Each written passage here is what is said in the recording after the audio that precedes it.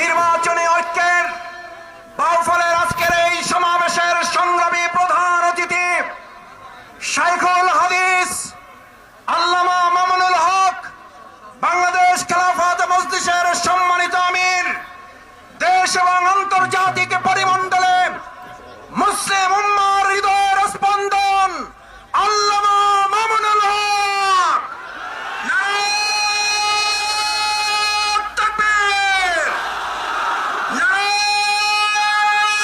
তাকবীর। মামুনুল হক ভাইয়ের আগমন বাউফলের পক্ষ থেকে লাল গোলাপ শুভেচ্ছা।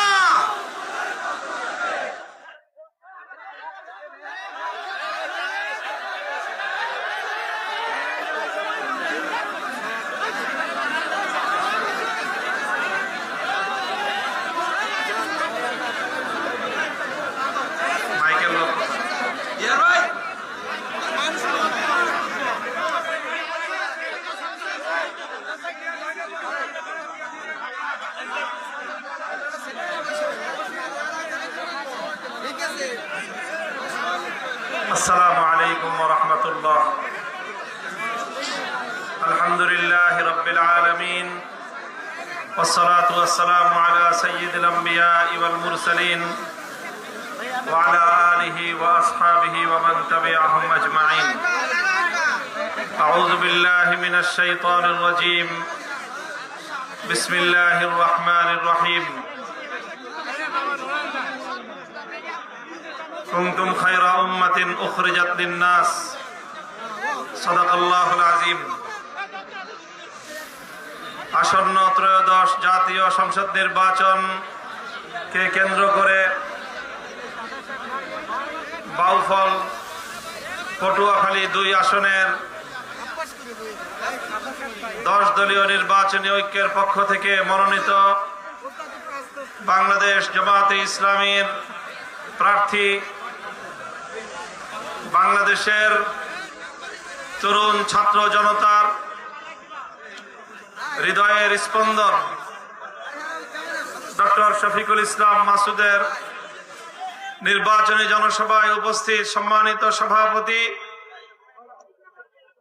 উপস্থিত সম্মানিত মনোনীত আমাদের প্রার্থী, আপনাদের জননন্দিত মাটি ও মানুষের নেতা জনাব ডক্টর শফিকুল ইসলাম মাসুদ, উপস্থিত জুলাই বিপ্লবের অন্যতম সাহসী মুখ,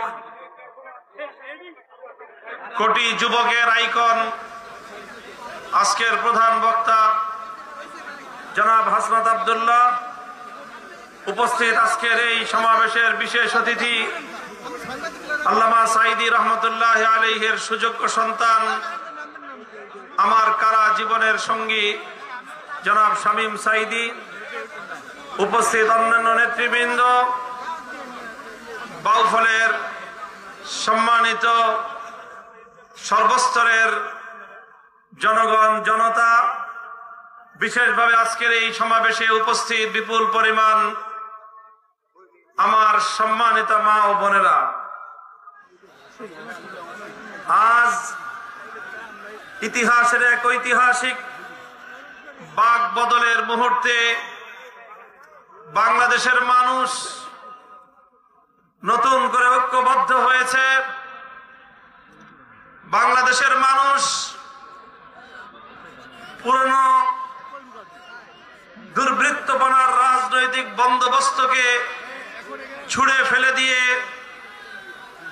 নতুন বন্দোবস্তের ভিত্তিতে বাংলাদেশ গড়বার লক্ষ্যে